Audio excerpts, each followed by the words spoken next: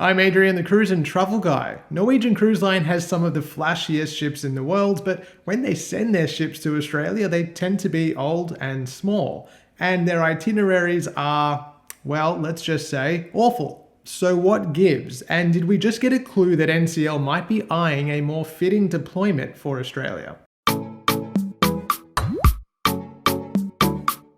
Remember, when you're planning your next cruise, head to my website first where you can search, compare, and book. In an article by Cruise Weekly's Miles Steadman, the idea of a Prima Class vessel, one of the line's most modern, coming to Australia was floated. Jason Krimmel, NCL's Chief International Sales and Marketing Officer, did indicate that the cruise line's aggressive rollout of brand new ships over the coming years could lend itself to a younger ship making its way to Australia. And it really is an aggressive rollout. NCL currently operates a fleet of 20 ships, 3 joined the fleet in the last 4 years, and 7 more will join between now and 2036. The latest of these will rival the cruise industry's biggest innovator and arguably the most successful cruise line in operation, Royal Caribbean. 4 NCL ships of an as yet unnamed class will arrive from 2030 with an estimated gross tonnage of 225,000, barely 10% smaller than Royal Caribbean's staggering Icon class ships.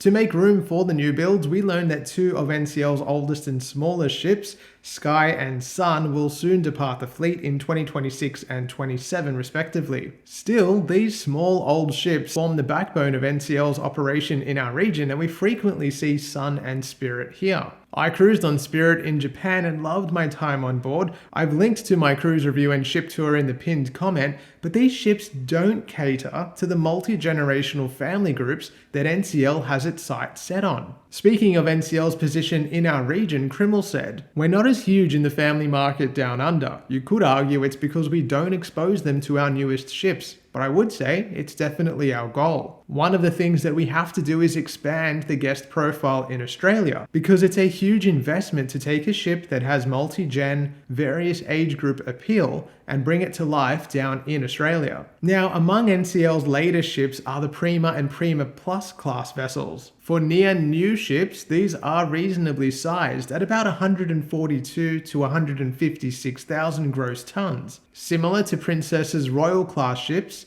but smaller than the Quantum class ships of Royal Caribbean that we frequently see in our waters. They offer much more in the way of contemporary experiences, with a focus on kid-friendly attractions, but still within a package designed to cater to more mature, travel-oriented cruisers. Basically, they're an almost perfect blend of features designed to satisfy everyone, and they're also the right size for our ports and passengers. They're not too big to overwhelm, but still big enough to impress. And personally, I was excited that Krimmel acknowledged NCL's lack of traction in the Australian market. Currently, they offer itineraries that target international visitors more than local cruisers. Spirit's upcoming season is a collection of one-way voyages between Auckland and Sydney, undermining one aspect of cruising that family cruisers in particular love, and that is avoiding airports. Then there's Princess Cruises, technically here year-round, but sending its only Aussie-based ship off on long winter voyages, so locals now have the choice of only one year-round cruise line, Carnival. And at the moment especially, their reviews are a mixed bag, reflective of their inconsistent approach to their local fleet after the end of P&O Australia.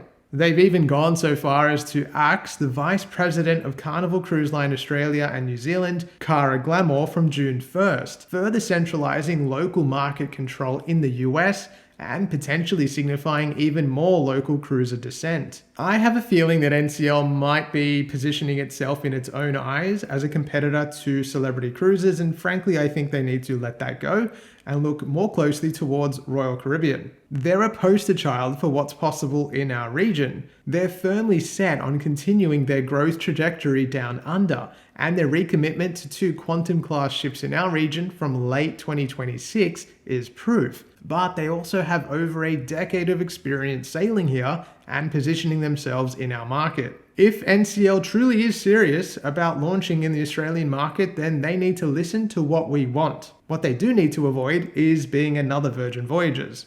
thinking that a unique cruise style and brand new ship alone is enough to attract sailors, and well, we saw how that ended. Instead, they need to craft a local deployment that caters to local cruisers, and yes, they need to do that on one of their newer ships. At a minimum, NCL should invest in some market research, and if things do come to fruition, for the love, they need to make sure they plan some varied itineraries that take advantage of our geography. The cruise industry is a slow-moving beast with lead times, especially related to deployment, that can often stretch beyond 3 years down the road. So now is the time to act for any cruise line looking to fill the gap that is beginning to emerge. Let me know in the comments, do you think Aussies and Kiwis are ready for a more locally focused NCL cruise experience in our region?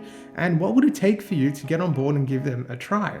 Let me know, I'm curious to hear your thoughts. As always, thank you so much for watching. I hope you enjoyed the video. Give me a follow on Facebook and Instagram to stay up to date with my travels as they happen. And again, thank you for watching. I'll see you soon. Jason Krimmel, NCL's chief, what? Jason Krimmel, NCL's Chief International Marketing Officer, that's not right. Jason Krimmel, NCL's Chief, could indicate that a newer ship could come to Australia. Indicated that the cruise line's aggressive rollout of new fleet mates could mean that a younger fleet mate, the cruise line's aggressive rollout of new fleet mates in the lineup, that's not, why did I add words? Let me know in the comments, do you think Australians and New Zealanders are ready for a more locally focused NCL cruise? As always, thank you so much for watching. I appreciate your viewership, and head over to Facebook and Instagram at The Cruise and Travel Guy, and I will see you. Why can't I end this? As always, thank you so much for watching. I hope you enjoyed the video.